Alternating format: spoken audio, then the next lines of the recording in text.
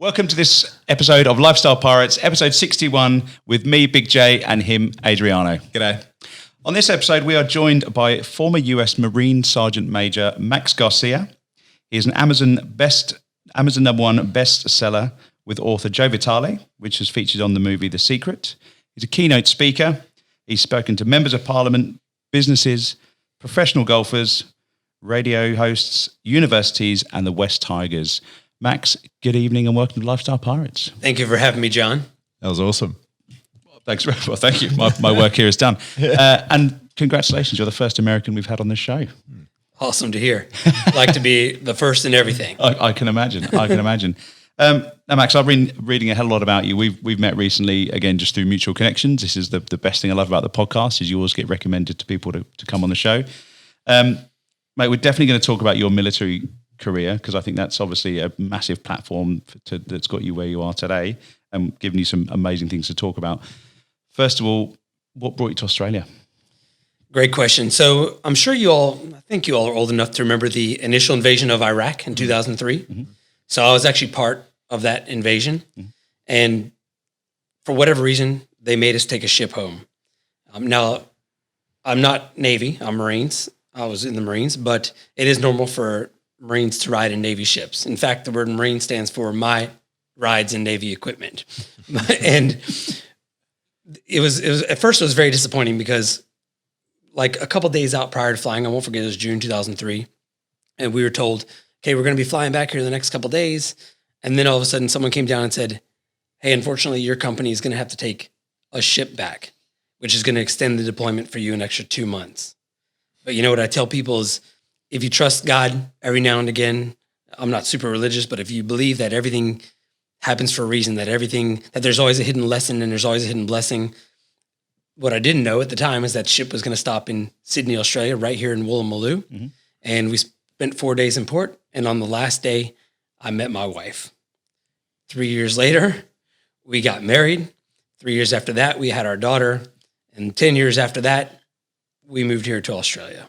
No way. So that's how I'm here. So was your wife in the Marines and I guess in the forces as well, or you just bumped into each other at Woolloomooloo? Yeah, no, my wife is an Australian. Aussie. Yeah, she's from Camden. Yeah. And she was working in the city at the time. You got the guy version of the story. Now I'm bleeding into the girl version a little bit. That's okay. And it'll take a lot longer. Right, okay, good. So what happened was, we were here for those few days, and there were, no joke, a few thousand Marines and sailors all pulled up on ships, all had been on deployment, running wild in the streets of Sydney. It was crazy.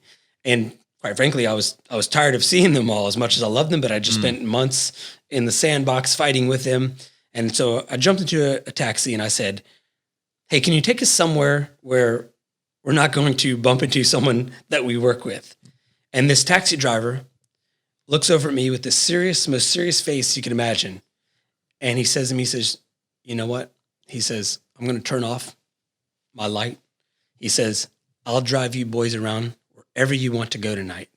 He says, because I'm from Baghdad and you all just liberated my country. No way. He says, in fact, I'm going to take you to my local, which is like a little hidden secret. And he whips out this newspaper and he shows us a picture of the big Saddam Hussein statue that got pulled down, which I was there for that. I actually have a couple pieces of it.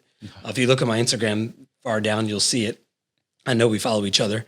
So he takes us to the Golden Sheath pub in Double Bay. Yeah, cracking place. And it was, to give you a bit more of a story, as I get there, I don't know what was going on outside. The two guys I was with, Staff Sergeant Pruitt and Lieutenant Weatherby, who was killed in the next deployment, they're lollygagging, talking to someone. Something like an intuitive hunch hit me. And when you get that feeling of like, go, you should follow that when that happens.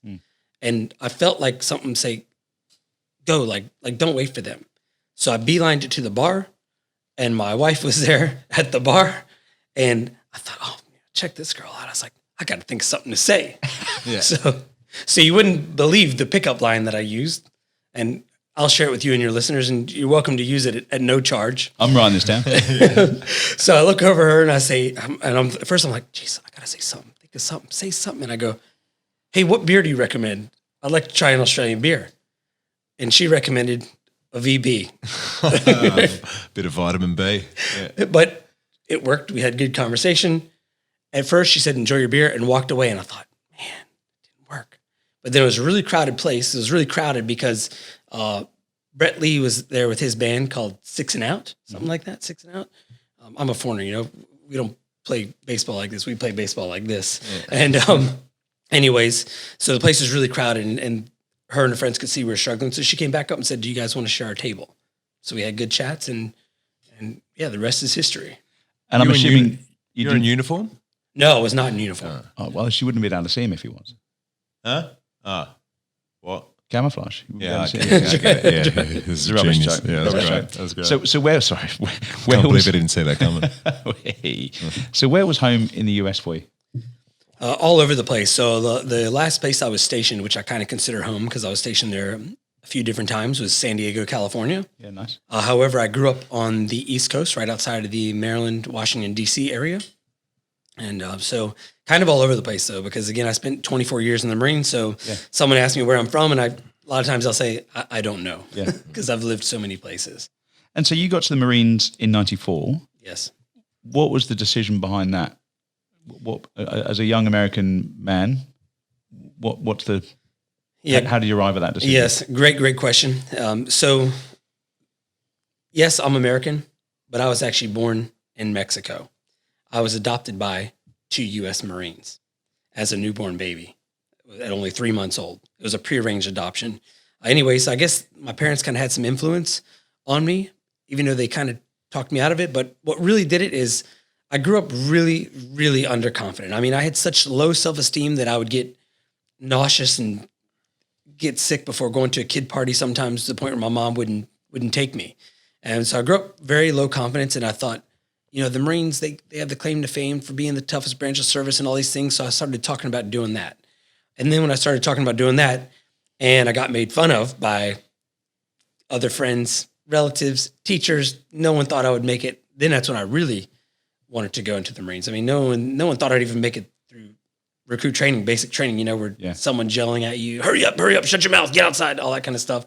And that's when I really wanted to join, because not only did I make it through recruit training, I went back there 5 years later myself to become a drill instructor, as we talked about. Yeah. And what's with the yelling? Great question. There's a lot of psychology behind it, but from Garcia's perspective, the biggest thing, or a few different things. One, I need to instill discipline, because most 18-year-old boys only care about one thing, themselves. That's it. And I need them to think more team, the brother or sister to my left or to my right, that I will lay down my life for, more so than a bunch of meism. The other problem is 18-year-old hard-headed boys tend to do only what they want to do. So I need to instill a sense of discipline, because when I say, get down, shut up, you be quiet, this is happening, I need them to, without question, do it, because it will essentially save their lives, and I've seen it happen. So those are just a couple of the reasons. Yeah. And I guess you could say it kind of snaps them out of their little homesick ways, or little selfish ways. Yeah. And then it kind of opens their mind to what's next. Do you still use it today? No, I haven't had that opportunity lately. No, that was much. So you're not close to it. Those are my younger years. I'd probably puff out after about 5 minutes of yelling nowadays. That's kind of why sometimes my voice gets a bit raspy, like you can hear right now on certain days. Yeah. From my time as a drill instructor. No, not screaming today, but I actually got some vocal cord damage from it and things like that. Oh, really? That's a lot of screaming. Yeah, because I also went back to be a drill instructor again for officer candidates. So I ended up doing two tours, 3 years each. So it did a little bit of damage. And so you're 18 in 94, is that right? Yes. When you joined the Marines? Yes. 17, sorry. 17, okay. Yes. And then 99, you became a drill instructor. 1999. Yeah. Yes. And so is that like a natural progression? And what is a drill instructor for, I guess, our viewers and listeners that have no idea, including two of the podcast hosts? Yeah. Yes, that's all right. Trying to be delicate. This is great. Hey, these are easy questions, so thank you for taking it easy on me. The best way I can explain drill instructor, other than someone who instructs drill, is when you have seen the movies, the boot camp movies, maybe you've seen the movie, what is it? Eyes open, ears open, eyeballs click, or Full Metal Jacket, one of those crazy movies, and you see the guy running around with a big old Smokey Bear hat, Yep. Yelling at recruits that are coming off the bus, or he's waking them up. Hurry up, shut your mouth, get outside right now, get on your face, all that kind of stuff. That's what a drill instructor is. Right. Okay. Yes. No wonder you ruined your vocal cords. Yes. Goodness. Okay. and then your first deployment into Iraq was 2003. Yes. How did that feel? I know that you know, people in the army and the forces, they kind of train for this opportunity. Well, what would you call it, an opportunity? You can let me know, but they train for these occasions. How does it feel to get the call and go? Yes. Well, in my case, again, the underconfident kid born in Mexico, adopted, barely scraped through high school, and I really wanted to excel my career. And I'm a bit of a significance junkie, which is probably why I do motivational speaking and all those other things. It was me actually calling them, saying, let me go, because I managed to time it just right to where I finished my last platoon as a drill instructor on December 13th, 2002, and I was on the plane to Iraq in February. Right. So I knew that we could see that it was happening, that it was build up, the news, and I was calling the unit I was going to saying, please don't leave without me. Please make sure that I go with you. Please do not leave me behind, doing some lame, mundane job while Marines I should be looking after are on the front lines. Right. So they made arrangements for me to fly over with a different unit, and I met my unit over there in Kuwait at Camp Matilda, actually. And how does that feel? Because I can imagine the adrenaline is just pumping through your body, and you're with a different unit, and then you get reunited with your unit in, I guess, a war zone. Like, I can't process that. How does that feel? Yeah, so it was pretty intense, actually, and I hadn't actually met them yet because I was finishing up being a drill instructor. Right. So my Marines that I was going to be in charge of, I didn't get to meet until I got to Kuwait. And it was a really strange meeting because I got to Kuwait and Saddam Hussein shot something, a Scud missile, something. I don't actually know what it was. Something where everyone had to put their gas mask on. Right. And it was quite scary. And that was as I was pulling up in a Humvee. So I'm quickly putting my gas mask on, a bit freaked out. And the driver's like, your unit's in that tent right there. So I'm knocking on the door of this tent, if you will, and I'm walking in and meeting these people with my gas mask on, and they have their mask on. This is day one. This is checking in all my pack on my back and everything else. Any regrets at that moment, or is that again you just what's the thought process at that stage? Ready to go? Definitely the gas mask thing. That is intense. That is scary beyond belief when you're running for your gas mask and putting it on very quickly because you don't know what's happening. Yeah. But no regrets. Yeah. Not at all. And were you married at this point? No, I was not. Okay. I hadn't met my wife until after this. Yeah, that was after. Yeah, valid. Yeah, sorry. Yeah. So not yet. Yeah, okay, wow. And then you went back there in 2004? Yes, so we came home for about 7 months and went right back. And you were happy with that? Yes, I volunteered to go back. So you were there for how long when you came back, before you came back? So we were home for about 7 months. Yeah. Maybe a little less. Okay. All right, okay. I'm literally I was going through your bio, just going. I'm trying to unpack this. Thanks. Because so in the UK, we do something, or I did something in my school called like combined cadet force, and it was mandatory. Again, a little bit what you were saying, just to basically discipline boys that were perhaps a little bit, rambunctious and get them all aligned, and people can carry on. But we did a few little bits, but nothing too. You're trying to compare the scouts to the Marines? No, it was cadet force. So we would go and fire rifles and stuff, and then we'd go out and do weekend things, and we'd be attacked and things. Yeah, it wasn't exactly. No, I've seen your toolbox, mate. That's not a euphemism. I was going to say. And then I was also reading, let's get back to Max, okay? No, this is great. No, it's not great. It's not great. Because if he finds pictures, he'll be on the screen. Oh, mate, I do, mate. Watch out for this toolbox, man. It's big. It's fantastic. You were also awarded the Combat Action Ribbon. What was that? How did that come about, and what is that? Yes, so the Combat Action Ribbon, I received a few awards over there. The Combat Action Ribbon is awarded. Basically, to get the Combat Action Ribbon, you have to have sent and received fire in some form or another. Right. So it's not a big deal as long as you've sent and received. I don't know anyone else that's got it in my my network or community. Right. So I think that is a cracking deal. And then this is where, and this sounds like you've taken some time out now, because 2006, 2009, you were then training future officers.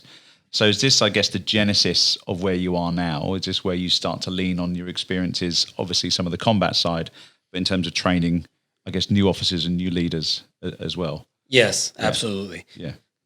Because a lot of them, they're just college students, Yeah. basically. And, I want to lead Marines and this and that. Well, let me tell you, son, about some of what that entails. Yeah.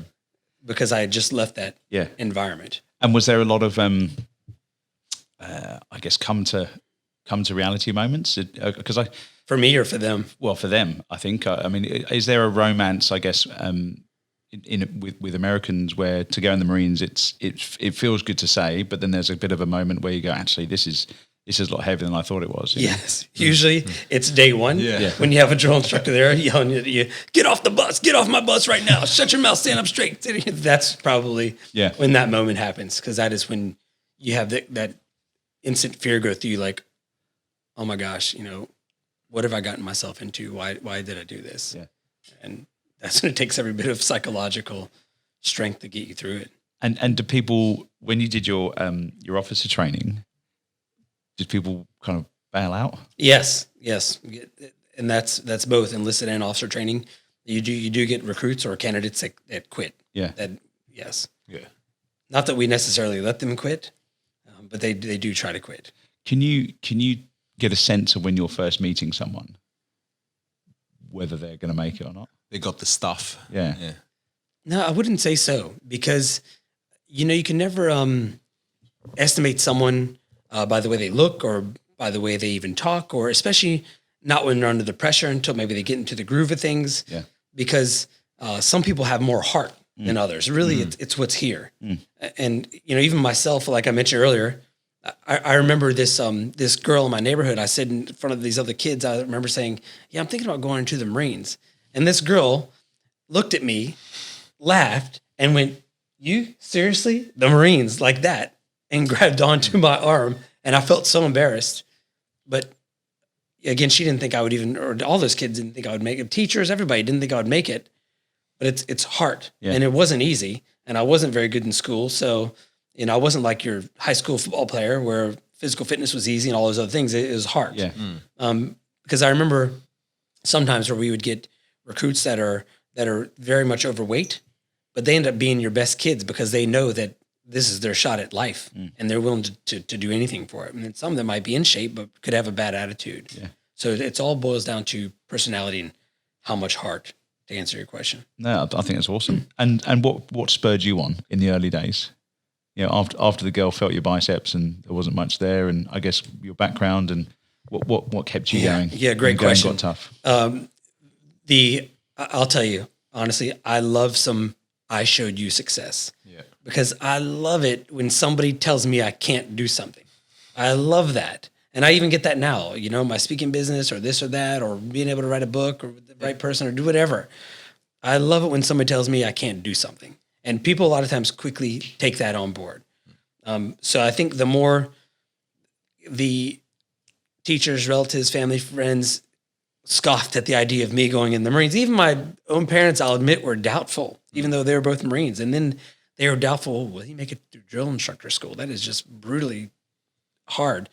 And I think that fueled me. To answer your question, John, I love some I showed you success. So what's it like to serve for your country? I guess there's a lot of aspects to it, but overall, it's really, really great. I feel really, really, proud, and I'll say that the American people, especially since 9/11, are very, very supportive. To the point that now a lot of the Vietnam veterans, and same here in Australia, a lot of the Vietnam veterans are finally getting the recognition that they deserve. It feels good. Very, very supportive. And in fact, in the States, a lot of places you go into, I can't buy myself a drink. Yeah. And I'm trying to bring that on here. Like in the States, if I'm meet someone and they say, oh, you're in the military. Oh, thank you for your service. I've been trying to bring that on here. So if I meet somebody who's a veteran, I say, oh, thank you for your service. Because they're the ones standing the watch at night while we sleep peacefully in our beds, enjoying life. So to answer your question, Adriano, yeah, great. Would you recommend the Marines or service to anyone, to everyone? No, absolutely not. Yeah? No. I would say it takes a special breed, especially for Marines. Different personalities, different things. It takes a lot of commitment. Yeah. Okay. Why are you thinking about it? Oh, I did when I was younger. Now I'm just too old, mate. What's the equivalent here? I'm you didn't think I'm about a that mechanic, much. mate. You didn't think about it that much. Okay. So we're going to transition now because you spent a good amount of your time out in battle teaching officers and things, and you've now kind of brought that into the boardroom. Did that start before you moved to Australia? Were you doing the motivational stuff and I guess the leadership coaching and the business coaching in the US, or was this the genesis of it was when you came over here? Yes. Well, the way it started is while I was still in the Marines, not necessarily on the corporate side, but the more senior you become, especially if you have credibility. For me, my credibility really built up because of my combat tours, and I suffered PTSD terribly bad, and so did my Marines. So in an effort to help them and help myself, I quickly studied authors like Napoleon Hill, Think and Grow Rich, and Tony Robbins, and all these other speakers. I got into the movie called The Secret, which is a life changer for me, obviously with the book and everything. And I started taking what I was learning from this self-study and applying it to my Marines as well as myself to get us all through these difficult times, PTSD and all these other things. It was bad. I'm talking, people abusing prescription drugs and drinking heavily and getting into crime and all kinds of things. And as it started to work, I started having more and more people come to me for advice. And I quickly found myself going from being in charge of 50 people to 100 people, then taking 300 people to Afghanistan and taking another 300 people to the UAE and just doing all these things. And it's like the more senior you become, the more you become, especially if you're credible, the more like you become the medicine man of the tribe, if you will. And it'd be nothing for me to have someone on my couch for advice. I'm talking senior people, captains, colonels, senior sergeants, someone on my couch for advice, people waiting outside to talk to me. And I got to tell you, I absolutely loved it. And as I became more senior, became what they call a company first sergeant, a sergeant major, that's when you also start getting asked to speak at. You start getting asked to speak at banquets, balls, galas, award ceremonies, leadership courses, leadership graduations. And I got to tell you, I absolutely loved it. And to transfer over to the corporate piece, if this answers your question, a lot of times people in the corporate world think, oh, Marines, all you do is shoot guns and do push-ups. Well, we do a little bit of that, but that's actually such a small part. And the leadership factor, so while, yes, maybe I've never been a CEO of a company, a lot of CEOs, maybe they're in charge of 100, 200, 500 people. I've been in charge of the largest unit in the Marines worldwide, which is 1,200 people. So I can relate to them when it comes to leadership. And leadership is leadership. People are people. People skills are people skills. And they transfer over very well, especially in the corporate world, because you have what I'd call a chain of command. You have your senior people, your executives. They would consider a sergeant major, commanding officer, executive level leadership in the military. And then we have the next layer of leadership and the next layer and so on. Very similar to the corporate world.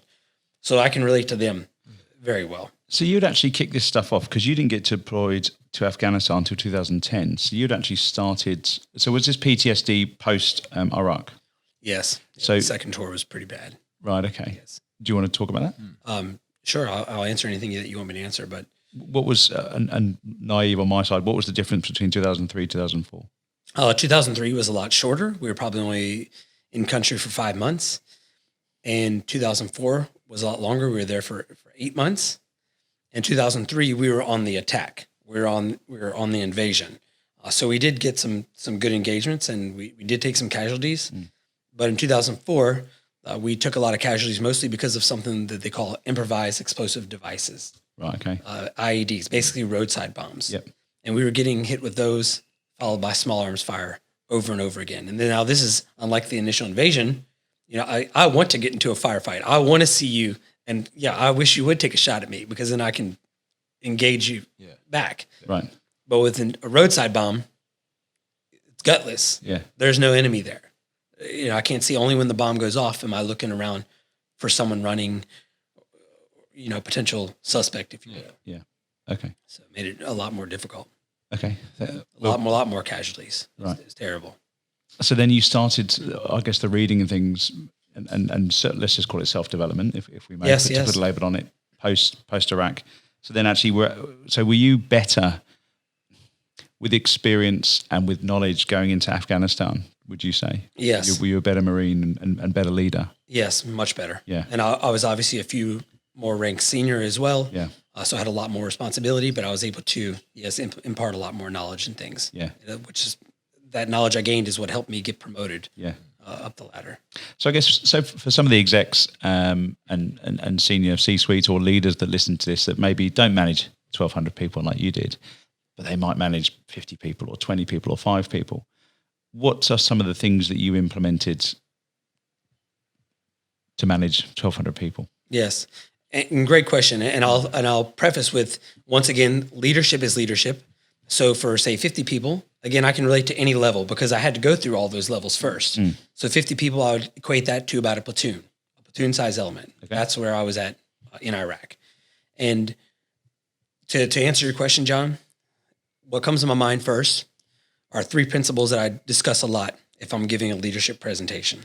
And those 3 principles are engaged leadership, intrusive leadership, and servant leadership. And the challenge I see in the corporate world is that, hey, congratulations, you've been promoted to this new leadership responsibility. It's very big, you're going to move your family, everything, massive responsibility. Congratulations. And your training is figure it out, buddy. Good luck. Yeah. And pat on the back, which often leads to that leader being undermined right off the bat, unsuccessful, disrespected. And it never works out well because there's no training involved. And that's where I come into play. That's where I like to help people succeed in leadership because we're huge on leadership courses in the Marines. Does that answer your question? Yeah. So you had engaged leadership. What's intrusive leadership? Yes. Intrusive leadership, the best way I can think of is give an example. Let's see. Intrusive leadership. So, for example, you ask someone, you're asking them questions about themselves. You're kind of inviting yourself into their business a little bit, and it may even be a little bit uncomfortable, but it's kind of necessary so that you know what's going on inside their head, especially if your company has safety requirements, safety precautions. Yeah. If your job's dangerous at all, but also even if it doesn't, even if the person's working on big numbers or big money, I want their mind in the game, not worried about home. So, for example, if I have someone new check in, or I'm working with corporate, and someone new checks in, nice to meet you, James. My name's so and so. So you from here? Oh yeah, married, kids? Oh yeah. How long you been married? Oh, that's great. How many kids you have? Oh, great. Oh, wow, 3 girls. That's or someone tells you they have 5 kids. Well, then because you're intrusive a little bit, you dug a little bit, you ask them about their personal lives, and they tell you they have 5 kids. Well, if that person looks like they're broke off during the day, they're tired, you know why? Because they probably didn't get sleep if they have a younger baby. Or so you from around here? Your wife from around here? Oh no, my wife is from Colombia, and she just got her visa approved. We just moved here. In that case, in your mind that they're possibly going through a lot of stress to get that visa or to move here or whatever. But most of the time, leaders just pass their subordinates and either don't say anything or it's just a quick, hey, good morning. Yeah. Hey, good morning, John. Hey, good morning, Sally. Yeah, and that's it. Yeah. And then they will never really open up to you. But when you have a chat, when you're engaged, and then you can even be a little bit intrusive and ask some of the details, you can understand. You find out, oh, he's got a kid with a serious disability. Yeah. So that means I know he's going through some serious stress right now. So I can keep an eye open for the signs, because as leaders, if we don't keep an eye open for the signs, next thing we know is just someone committed suicide and jumped off the balcony. Yeah. Something like that. It's interesting you say that. One of my first bosses in the UK, it was one of my first sales jobs, and I wanted to buy a car. I'd had a couple of good months, and I was looking at buying a car, Golf GTI, my dream car, back then anyway. And my boss I walked in the day and I was super excited. My boss said, oh, you're really pumped. What's the matter? What's going on? I said, I've just bought a car, but I need to get it insured. And he went, we'll do it now. I said, what do you mean? I've got to start working. He went, just pick up the phone, do it now. And this was in work time.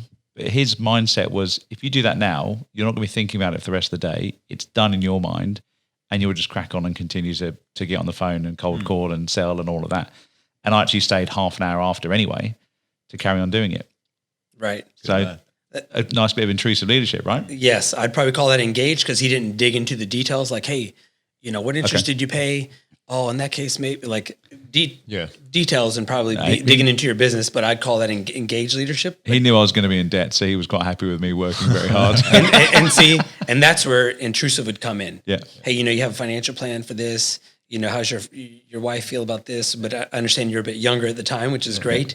And the other thing he probably knew in the back of his mind is that if you forgot to insure it and you drove it home and stomped on the gas and crashed it, then he would know that you're going to not be thinking about work at all. Your whole focus is going to be to unscrewing the mess you just got yourself into. So good on him for doing that. And obviously it paid off because he gained a little bit of your loyalty to the point that you stayed late without him telling you to. And I still remember it to this day. So you remember to this day. You mentioned that a team of 50 would be a platoon.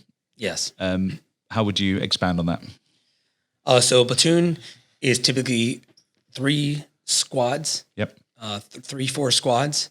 A squad, an infantry squad, we'll just say your basic infantry squad, is 13 Marines, 3 fire teams of 4 people each, and a squad leader.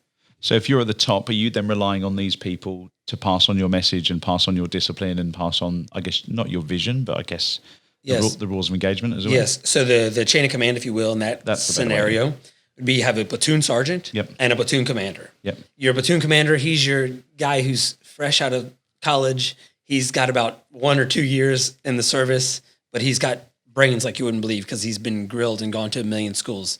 He's got the knowledge. Yeah. And then on the other side, you have your platoon sergeant, who's a sergeant, staff sergeant, gunnery sergeant. He's got the experience. He's been to combat. Or at least he's been a drill instructor or a recruiter. He's done all these things. He's used to leading Marines. He knows how things work. He's showing the lieutenant the ropes. So that platoon commander, when they go to the field, he can command and control in a combat type environment. And then below them, in each squad has a squad leader. So either the platoon sergeant or platoon commander, depending on what they're doing, will pass word to those 3 squad leaders. Those 3 squad leaders pass word on to the 3 fire team leaders, who then pass word on to their Marines. Yeah. So it's actually very similar to a corporate structure. Very similar. Yeah. Unless it's something big and you get everyone together all at once. That's the best if you can do that. Go on. In what way? So you're literally screaming at 1,200 people? No. I wouldn't scream at them. That's only a boot camp type environment. Yeah. But however, I did pull all my Marines in and talk to them every Friday. Because if I talk to them, a couple things I would do is I'd talk to them on Friday so they do less foolish things over the weekend. Okay. Because, they're young, full of hormones, and majority of them, probably 90% of them are in their 20s. Yeah. So if I give them a good firm, like, if you act a fool this weekend, I'm going to, crush your heart type brief, then yes. The normal stuff. Yeah. I'll get a few less phone calls on the weekend. Yeah. Because, in the Marines, like corporate world, hey, it's after 5 o'clock. This is part of the problem why corporations don't have loyalty. Yeah. After 5 o'clock, don't care what happens to you. Have a good night. For Marines, somebody gets a DUI, someone gets jail, hurt, accident. They're my problem 24/7. So if I give a good Liberty speech, a good Friday speech, along with some inspiration to help them focus on their goals, like I'll tell them, hey, listen, here's one thing you can do to help yourself be competitive for promotion, to help them focus on what I want them to focus on, rather than focusing on girls and drinking and partying and all those other things. I know they're going to do some of that too, but I want them to keep in mind what's really important to them or their families or whatever else is important. And then now on your smaller layer of leadership, and even in the corporate world, if you're in charge of 5 people and you can meet with them in the first thing in the morning and say, hey, listen, this is what we did yesterday. Today, I need you all to work on this, and here's why. You will get such better responses. And a lot of times when I'm coaching somebody one-on-one, there's this whole, but so-and-so, I don't think they're happy with me. Well, how often, when was the last time you talked to them? Like never, where the leaders tell me they're unhappy with someone. Well, How often, when you get them together and talk, oh no, I just do it. I just lead by email. that doesn't, it's not as effective. Leadership by leadership by text message or Instagram message is not as effective as eyeball to eyeball, kneecap to kneecap, engage leadership. Yeah. So your Friday thing that you used to do, is that something that you came up with? No, it's pretty common. It is? It is pretty common, yes. And I like that because you have a great quote, which is what you think about, you bring about. Yes. So is there a bit of method in the madness there? Like if you're giving people a bit of a liberty speech, and I'm taking that by the way. Yeah. If you give people a liberty speech on a Friday, they're thinking about that over the weekend. So they're bringing about that good vibe or that focus, vision, that kind of stuff. Yeah, I'll explain. And you can't use this one because I've already given you the pickup line free of charge. Okay, but no. Okay, you can use both since you're already married. So yes, remember everybody that what you think about, you bring about. And even more importantly, what you speak about, you bring about. And what you focus on expands. And I'll explain what I mean, especially about what you speak about, you bring about. Because if you think about it, thoughts are things. And we all have approximately 50,000 thoughts a day whizzing through our minds, telling you who you are, what you cannot do. And so let me ask you, gentlemen, do you think that your thoughts have any effect on your life, on your health, on your wealth, on your relationships, on how effective you are at your jobs? Do you think your thoughts have any play in that, or they're just random? No, absolutely they do. I think that, Of course. Yeah. Everyone would agree that your thoughts play a powerful role in your success, in your happiness, health, wealth, all those things. But yet for some reason, we tend to think more about the things we don't want to happen. And then we wonder why they show up over and over again. Now I realize it's like a muscle. It takes some training to think less about what you don't want and more about what you want. And this is where I come into play because there are some methods to it. It would take me too long to teach you though here today. However, one thing you can focus on and shift right away is what you speak about, what comes out of your mouth. Because if, you look around at the people that you're talking to, you're not going to see the Michael Jordans of the world, the Tiger Woods, the top dog CEOs complaining about how bad it is, complaining about the government and the economy. They're focused on what they want, not what they don't want. Their conversations are up here instead of down there. And what you speak about is something that you can control. So what I'd recommend is for the audience, before you catch yourself complaining excessively, gossiping, talking trash about the government, worrying about what's going on overseas, know that that is not going to help you. Of course, yes, be aware and be informed and be educated, but not focusing on what's going wrong so much because, again, you just agreed with me that your thoughts affect your life. Someone who complains about being broke all the time, someone who complains about that their wages are too low, the taxes are too high, the government, the economy, people who complain about being broke all the time typically tend to stay broke. Yeah. So in that case, why would you ever think or speak about anything other than what you want? Yeah. And the speaking part is something you can very much control. It's probably a bit more than what you wanted, but no, that's exactly what I wanted to hear. No, it's good. It's true though. If you manifest, without sounding cliche, you manifest a win, or you always visualize what you want, and then if you curb what you say, you're gonna be tend to more to steer towards that. 100%. Yes, do that every day with my team as well. If we have time, I'll tell you a little bit about why that is. Please. Carry on. We've got plenty of time. So there's a lot of reasons to it. If I'm talking faith-based, then, faith is the most important thing for those who are religious like myself, or I'm light religious, if you will. Is faith just religion though? No. No, it's not. Of course not. Yeah. But you hear faith, we've heard the saying, believe and receive. It's not, you've heard the saying, act, believe, and receive. It's not, ask. It's not ask, hope, doubt, complain, and receive. That never works. I've seen that Doesn't t-shirt. have the same ring. Yeah, I've seen that t-shirt. So on a universal spiritual scale, that's a little bit of why. I could go into more at another time. Now, in your own mind-wise, subconscious-wise, even someone, if you don't believe in universe or God or anything else, we all think on two levels, consciously and subconsciously. The conscious mind is the mind you're listening to me with right now, deciding if what I'm saying works for you or not. The subconscious mind, though, on the other hand, is like a computer. It doesn't know how to make judgment. It can only accept the things you put into it, just like as if you program your computer. You think of how many times you hear someone say, "Oh, I can't remember names. Oh, I'm not good at math. Oh, I have a bad memory." Well, every time they say that, it's like they're programming their subconscious computer to have a bad memory. Because again, you just told me that you think your thoughts affect your life. And I think everyone else out there would agree for the same. Yeah. So, because when you say something like, instead, every day in every way, my health is getting better and better. Every day in every way, my back is getting better and better. Every day in every way, my business is getting stronger and stronger. When you say that, especially with enthusiasm, I'll explain more at another time. The more enthusiasm, the louder, the better. Then your subconscious mind goes, that's a command. And it sends you out looking for the validation to make it become true. And you might come across some good self-help book, or you might meet a self-help guru like myself because you said that and your subconscious mind said, that's a command. Like, unlike if you say, "Oh, I can't do math to save my butt." You hear that a lot. And the subconscious mind doesn't go, "Oh, you'd really like to do math, so no, it doesn't work that way. Your subconscious mind wants to support you and protect you and keep you happy. So subconscious mind is the reason why. That's a very, very short version. No, I think it completely makes sense. And, I think that's where you get the kind of daily affirmations when you write things down and you journal and it's that kind of positive reinforcement over and over again. Yes. To make sure that you are getting the message. And I think it's funny you mentioned about kind of Jordan and those kind of guys.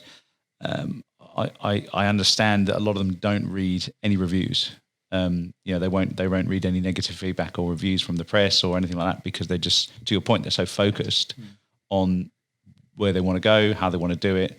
They make mistakes, but they kind of move forward in their own journey. So yes. And since you mentioned affirmations is a very powerful process. And for those who don't know, affirmations is positive affirmations. It's basically stating something that you want to become true. I am successful. I am healthy. I am wealthy, whatever. Now, I'm well aware, though, that takes a lot of effort and time. And then it's, quite frankly, it's slow because, you just heard me say 3 affirmations just now, but it takes, we'll say, 5 seconds, 10 seconds, and that's it. That's not very much. So what I was going to mention is that one thing I did for my clients, whether it's a speaking engagement or coaching clients, is I created a playlist of positive affirmations at really, really high speed. I found, as many as I could, put them all together. And if any of your listeners out there contact me, send me a message. I'm easy to find really anywhere, social media. You can Google me. I'm most active on Instagram and LinkedIn. But if you message me, I'll send you a link to that playlist. So then all you have to do is press play rather than sit there going, I'm happy, I'm healthy, I'm healthy. Because no one has time to do that, not in 2022. What would you say are the most common affirmations that you hear or that you teach? Well, the one, probably the most I hear, typically for most people, their concerns are money, their health, not in no particular order, family and or relationships. If they have any kind of legal troubles, that's obviously a big thing. Or if there's anything big happening financially, fitness could even be another one. To be totally honest with you, John, though, I couldn't put a pinpoint on which one is more popular than others. And by the way, the ones that I've made in this playlist, I've actually made 2. One playlist for students and one just for the average person. And it has in there a bit of success, a bit of wealth, a bit of health, a bit of genius also. Because if you hear, I'm a genius, over and over again at a rapid rate, then you're more likely to pick the right answer, pick the right partner, pick the right client, or ask the right person for the business. If you hear, I'm a genius, a couple hundred times a day. So probably doesn't really answer your question, but no, not at all. I mean, it was just there's a variety of them. No, because I think you're right. I think one of the challenges with this stuff that we're talking about, and we get on to the leadership coach, is that people are always looking for the silver bullet. I've done all of my career in sales, and the amount of times I just get asked for that silver bullet, and it's just never there. Or you might stumble across it, and you never know. And I think one of the challenges is when someone engages someone like yourself, is they want a silver bullet and they don't realize it's a journey. And so it can be very quickly, you go, well, I'm not getting value from this or not getting what I want from it. But actually you go, well, actually there's a path we need to be taking. It's not just we're going to catch up for a week and then we're going to call it a day. It's a bit like going to a PT, right? People just, I think with Simon Sinek just says about brushing your teeth. That's something you just do, right, to get healthier teeth and gums. You don't just do it once. It's just something you have to kind of do from there. Right. You maintain. It's like going to the gym. You can't go once and expect to get the body that you want. You have to keep on going, which is a lot of times. What's that? I wish I could do that. Right. This is largely why when I do get booked to speak to organizations, I'll encourage them to bring me in for like a 6-part series. Yeah. Once a fortnight, 6 times, or once a week for 6 times. That way, I don't just give one bang up speech and then 2 weeks later everyone's back to their bad habits. Yeah. Again, it needs to be maintained. What was it that you said? You said something about what was it that brought that up? You said there's something on the tip of my tongue I was going to share. It was the affirmations about it being an instant fix rather than actually going on the journey and training yourself. I think the key word there is you're training yourself. Yes, training yourself is key, and it will make an instant difference quick, but for a longer term difference, there's other parts to it than that. Also, writing down your goals, and not just writing them down effectively. How you do your morning and evening routines. Most people, their morning and evening routines are simply ineffective. People they're on these things for the second they wake up, and then they wonder why their day spirals if they see something negative on there. Yeah. So there's a whole lot of things to it, but exactly what you said, John, it needs to be more of a habit, more of a lifestyle change than anything. So how did you, with being a leadership coach, how do you carve out your niche? Because there's a lot of leadership coaches. I mean, there's coaches for coaches. I mean, that's how kind of crazy this world is, but it's very popular, right? To become a lifestyle coach or a motivational speaker or what have you. How did you carve out your niche and I guess progress that, kind of go, this is what I want to do, this is why I'm going to be useful, and then take that into the corporate world out from the military world? Yes. So when it comes to niche marketing and that kind of thing, to be completely and totally honest with you, John, I've only been here in Australia for 3 years, so I slack on me, and I do a lot of sales presentations. So I know this. I actually do a lot of sales training. I know that I should have a niche and say, these are specifically the specific type of people I speak to and this and that. However, I have not done that for a couple of reasons. One, I haven't had enough consistency in one area and another. And the other reason, I'm kind of just having too much fun doing a wide variety of presentations for a wide variety of audiences. However, I will say that my unique selling proposition, if you will, is that I'm the only former U.S. Marine Sergeant Major presenting in Australia. That's good enough for me. And I mean, look, you say you've been here for 3 years. Yes. Let's face it, 2 of those years we've not been able to do anything. And I can imagine as a talker and a speaker you're quite flamboyant, you've got a lot of energy, I can feel it in the room, it's charging up the lights. Thanks. You're not going to pass that on Zoom. Like, it was one of the things that really frustrated me running networking events. And we did one podcast on Zoom, and just you lose that energy, that organic kind of nature, the reaction, and then you put a load of masks in front of people. Yes. It just, you're shutting off a lot of your senses. Yes. You know what you're saying, John, is that people need people. 100%. And unfortunately, the world, and this is where I come into play, the world, unfortunately, is more psychologically wounded right now than ever in history. And the world is more divided right now ever in history with this COVID thing. And then we have the pressure of everything going on in Europe. And you're right. However, I will say I've done a flood of presentations over Zoom. You name it, sales presentations, leadership presentations. So it does work. However, like you said, people need people, and they need that human touch, which is why we shake hands, we hug, we high five, we pat each other on the back. People need people. There's something about that, what do you call it? Kinetic energy.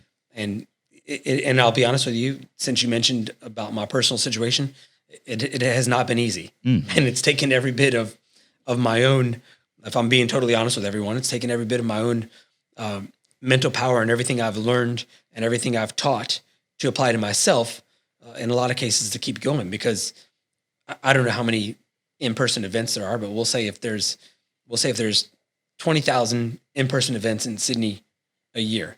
Well, now there's probably 20. So it's a scramble to get booked for them, or online Zoom gigs. It takes some effort. However, I know it's possible. Yeah. It's always possible. So you just got to keep, what I'd recommend to everyone out there, just keep on keeping on. Yeah.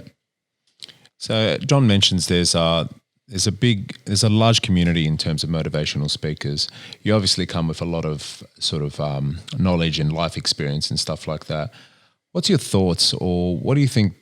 You see these motivational speakers now coming along that are like 20 years old or 22 years old, 25 years old with no life experience. What can they teach us, or what's your thoughts on those sort of motivational speakers? Yes. So in their defense, I will say that I learn such crazy valuable things from my daughter, who's 11 years old. So I would never underestimate that I cannot learn something from someone because of their age. And I'm not able to speak intelligently on those speakers unless there was a specific one that we were talking about. However, I can say for myself, one thing I will claim is that no, I do not have 10 PhDs in psychology or any of those things. I do not have 10 master's degrees in subconscious mind or any of those things. However, I do have, for me personally, I do have real world, real life and death experience and leading real people in those situations and lots of them. So what's your modus operandi then? So when you do get up on stage, when you are booked, what do you talk about? Do you talk to teams? Do you talk to kind of leaders on their own? You have a great quote again, inspire leaders to inspire, which I kind of like that, because I think to your point earlier on, people do get promoted. Managers and leaders are very different in my book. But when people do get promoted into that position, they're assumed to be a good leader, and I think you can be a good leader without being a manager. I don't think you need even to be at the top of a hierarchy to be a leader. Absolutely not. So what do you talk about? What's your content? Yes, a great question, and exactly what you said too. Real quick, John. Even if you have a bunch of janitors, there's always one janitor who kind of steps up and helps the other janitors. So no matter where you're at, lead from the front, lead by example, all those other things. But to answer your question, two things I speak about the most, the two things I get commonly asked to speak about the most are resilience, maybe because of COVID, maybe because of my combat experience. Sometimes I also get asked to speak about mental health because I'm a PTSD survivor. The other common thing I get asked to speak about the most is leadership, because of my leadership experience. And to answer your question even further, again, shame on me. I haven't niched down. So I speak at banquets, balls, gala nights, award ceremonies, but I'll also gladly come in and do, and I do often, a team building day, a learning and development day, a sales presentation. I actually talk to a lot of sales teams.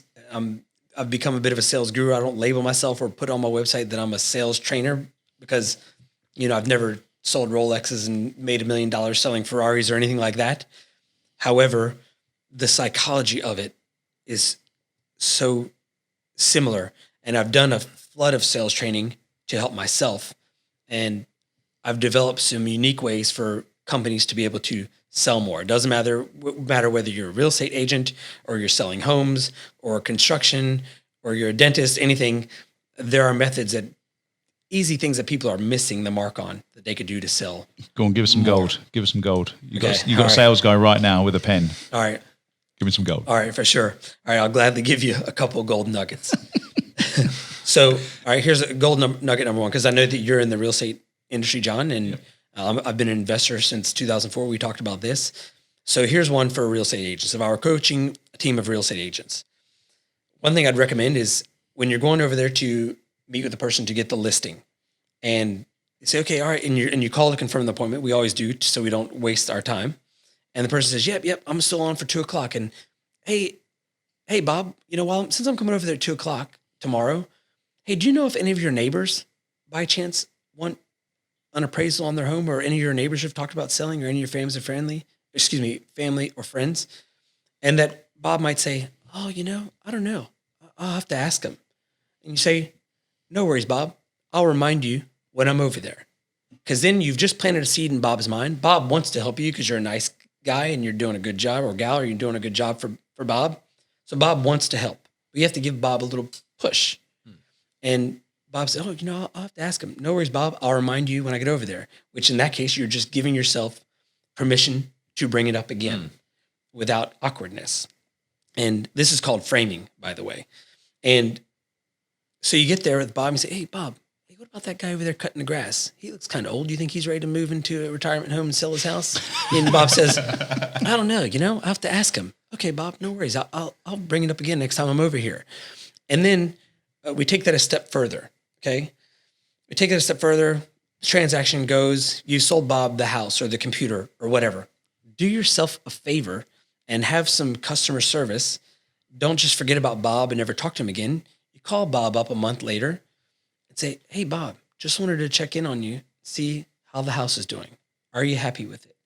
Did you understand everything in the home warranty we sold you? Did you get insurance okay? Are you happy with our service?" And of course, Bob's going to he's going to be tickled pink that you just called to check on him. And then Bob says, "Oh yeah, no, I'm so happy. You guys were so great." And then you do this. If someone says something nice to you, you always do one of a few things. I'll give you a couple today. First thing is you always ask for something else. If someone says something nice to you, you say something like, "Oh," most of the time we as leaders especially, we just say, oh, thank you. No, that's okay. That's my job. No, Bob wants to help. So Bob says, "Oh, you did such a great job fixing my roof. Thank you so much. No, I'm really happy with the roof." Well, you as the roofer, you say, "Oh, well, Bob, would you mind saying those words again in a Google review so that I can serve more people? Or would you mind saying that again in a short video testimonial so I have a real person, so then someone knows I didn't just get my reviews written in China or something?" And you say, and the other thing is you could do is you say, "Oh, Bob, I appreciate you agreeing to write that review. And also, since you feel that way, do you know of at least 2 people in your network that you could introduce me to that might also benefit from my services?" And then Bob will mentally quickly go through his mental Rolodex. Anyone can come up with 2 people. So that's why I give the number. So there's a short gold nugget. This is very, very short. I have a system actually called Sergeant Major Sales System.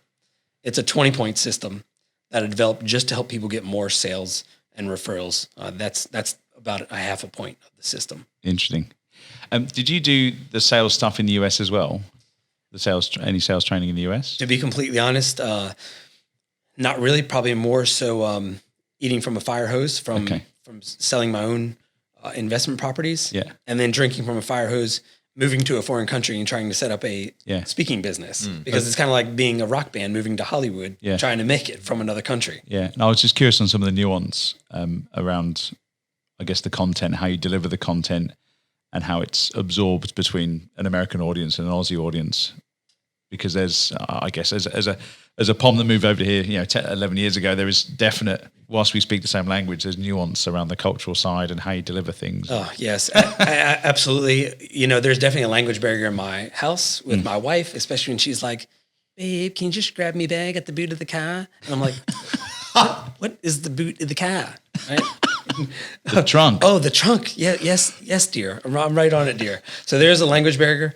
However, the good thing for me being here is that because of movies and TV, everyone understands my accent, or I should say lack thereof. I say I don't have the accent. You all have the accent. Hey, I'm the same. I say the same. That's right. And so everyone understands me because of TV very well. It's only sometimes I have challenges understanding them. But overall, people are people, whether you're in the military, whether you're in the medical field, whether you're in sales, anything, people are people. So that's what I, hold myself to. And I never buy into that, kids these days or millennials or, they're from this country, so they don't get it, or people are people to me. And it's up to us as presenters or as leaders in corporate to relate to them, to figure out, to be responsible for both sides of the communication. Yeah. I like that. So you're 3 years down under. Yes. We've already said 2 years of them have been in lockdown. Like, how has speaking gigs aside, and I guess trying to build the business again aside, like how have you found it, with being with your wife and your daughter, like how have you settled here? Yes. Very, very well. The business has gone well, even despite lockdown and everything else, because even actually during lockdown, I was doing more presentations over Zoom than I was doing in-person presentations. So actually the lockdown for me was very beneficial. And the tougher things get for people, the more I get phone calls, which I feel blessed to serve. But otherwise with my family and I, things have gone very well. I don't eat Vegemite, but before I got here, I had my second burger with, what do you call it? Beets? I call it beets. You call it beetroot, something like that. Yeah. I had my second burger of all time with beetroot on it, and I'm starting to like that. Yeah. But what I will say is that there's a cultural difference, big time. Yeah. And what I will say, though, is that the Australian people have been so welcoming to me. And, you know, it's been such a blessing. Everyone has extended with open arms. Oh, let me introduce you to so-and-so. I think you'd be great to talk to his team or to his company or whatever. Oh, I got to introduce you to this person. Like, everyone has been so welcoming, and it's just been great. And I knew it was going to be like that too, because a lot of what people don't know, and I'm actually giving a presentation on Wednesday at the Camden Historic Society, is that the U.S., the relationship with the U.S. and Australia goes all the way back to World War I, where we were fighting alongside of Australia at the Battle of Amel, France. But then after that, jump to World War II, the United States Marine Corps actually became very close to Australia, because after the Battle of Guadalcanal, which was some of the bloodiest fighting Marines have ever done, to regroup and replenish personnel, weapons, ammo, they sent the Marines over here to Australia for 9 months. So in particular, the 1st Marine Division has always been very close with Australians, to the point that our logo, if you Google 1st Marine Division logo, looks like your flag. And the official song of the 1st Marine Division, no joke, is Waltzing Matilda. Wow, really? way. Yes. So that was my mentality of coming to Australia. And maybe because what you think about, you bring about, I've had nothing but open arms here, and it's been great. Love that. To answer your question. Love that. So before we wrap up, I want to talk about The Abundance Factor, your book. Sure. Do you want to give us a heads up in terms of what's that about? Yes, sure. So I was truly blessed to have the opportunity to write with Joe Vitale. Joe Vitale, he was featured in the very popular self-help movie called The Secret. If you have not seen The Secret, ladies and gentlemen, it is an absolute life changer. It should be on Netflix for free. It's phenomenal. Just do what you have to do to watch The Secret. And yeah, The Secret really changed my life at a time that was so difficult with, coming off of PTSD and all these things. And, I started studying the different authors in the movie, and it's also a book, Joe Vitale, Bob Proctor, all of them. And then right as I was on my last couple of years in the Marines, that's when I received the offer to write the book with Joe Vitale. And the offer came at the time where I was debating on, do I retire soon, or do I stick around and do a 4th combat tour to Syria, which I would love to do. But I thought my little girl needed a father more than I needed a medal. And I was blessed at the time to lead the largest battalion in the Marines worldwide, 1,200 people. But they wanted to give me 4 battalions. And I would love to do it, but I was on the fence. And then I got that offer to write the book with Joe. And then I knew for certain what I was meant to do for the rest of my stay on the planet. And that's why I'm here. That's why I'm a speaker. Yeah, awesome. Yeah. So Awesome. it's a great book. You'll love it. It's a lot of authors in it, kind of like the movie The Secret. There's also a movie called The Abundance Factor. It's really fantastic. Perfect. Thank you. I'm going to ask my question before we wrap it up, which is, what's one of the things that you've learned in COVID in the last few years that you will take forward in your day-to-day life or your rituals and routines? Yes. The biggest thing I learned in COVID is how to quickly shift my mood or my mindset, because I've found myself coaching so many people, giving so many presentations, and people were stressed about being locked down or away from their families, couldn't travel, all these other things. So I started writing down every time, and myself too. I was not crazy, but I'm a doer. I like being around people. So I was going a bit stir crazy as well, getting a bit moody, getting a bit stiff, being in the house too much. So as I started to figure out what worked to change my mood, I started writing it down. And I actually came up with a system called Max's Mood Shifters. And I've only done this presentation a couple times, but I came up with a thing called Max's Mood Shifters. And that's one thing that really came out of COVID, because just like everyone else out there, I would get moody being at home, get tired of being locked up, get irritable, irritable with my family. They get irritable with me, whatever. But I've quickly found out there are a lot of things that you can do to quickly shift your mood. For example, just going outside and sipping your coffee on the back porch, or taking your laptop and working out there because you're out in nature, or even going for a quick walk, a 5-minute walk, even just walking to the end of your driveway, get out there in nature, essential oils, putting on some music that's upbeat. Anyways, I came up with a bunch of these mood shifters, but to answer your question, John, that's what really came out of COVID for me, is I got better at being able to control my own emotional state and help other people to do the same. I can imagine that's super powerful. Yeah, that's big. Yeah, that's super powerful. Yeah. Thanks, gentlemen. You'll notice I've got the diffuser on in the background as well. Oh, yeah. Okay. Yeah. Got my okay. essential oils. Good. That's good. Hey, that's good for me. You know, I just told you guys I got issues in front of everybody. This is good. Yeah. Well, look, Sergeant Major Max Garcia, thank you very much for coming on Lifestyle Pirates. It's been an absolute pleasure to learn about your transition, you know, from being out on the front line to being out behind the desk and on the stage. Mate, I think thank you for taking the time to come along. Yeah, thanks. Thank you for having me. If people do want to reach out, how can they get a hold of you? Yeah, sure. So my website is maxgarcia.biz, or you can just Google my name and motivational speaker or Marine, something like that. There's very few Max Garcias that are doing speaking out there that are Marines. Again, I'm most active on Instagram, Facebook, and LinkedIn. You can find me, but if you find my website, all those social media buttons are at the bottom. I'm on YouTube and all those other things. I'm pretty easy to find. All right. Yeah, please. And I'd love to hear from any of your listeners out there. Yeah, we'll leave the links in the description as well for you. Oh, thanks. Thanks, gentlemen. Thank you. Thanks for coming on. Yeah, thank you for having me.